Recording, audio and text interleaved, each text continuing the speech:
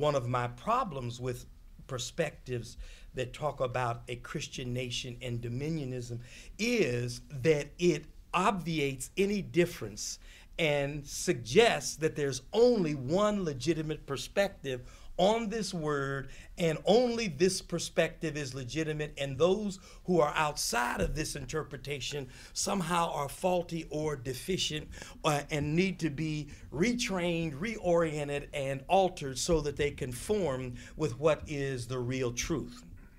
But when there is difference, you have to engage it with some sensitivity and the capacity to hear and listen. So on one hand, the separation of church and state to a person of faith is ludicrous. What do I mean by that? You don't take your faith and compartmentalize it in dimensions of your existence.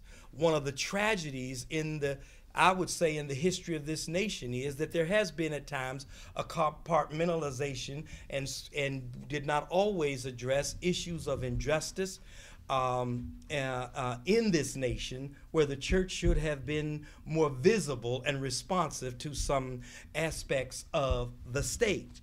But on the other hand, if we say that they don't separate it by the sense of, I don't go around and saying that's a state issue, not a church issue. You live a life of faith that permeates every aspect of your existence. But on the other hand, and paradoxically, the necessity for the separation of church and state is fundamental and essential and necessary in order for there to be a true and authentic faith. That is, that the state shall not establish, require, obstruct, commend, or favor any religious position. The separation of church and state becomes essential such that the state in no way defines religion.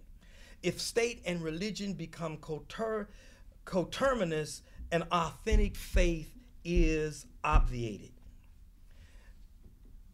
On one hand, separation of church and state makes no sense personally, but paradoxically, it is required and essential for me to maintain that perspective.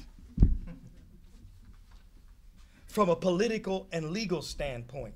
Now, I want to suggest that the doorway to all oppression is a religious oppression.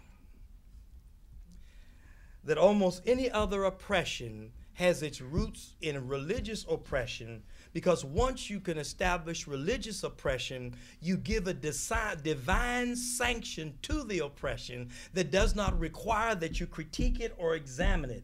It assumes what would be called a self-legitimating facticity, because it is no longer our stuff, it's God's stuff. And once it's God's stuff, you don't question. If you got a problem, talk to God.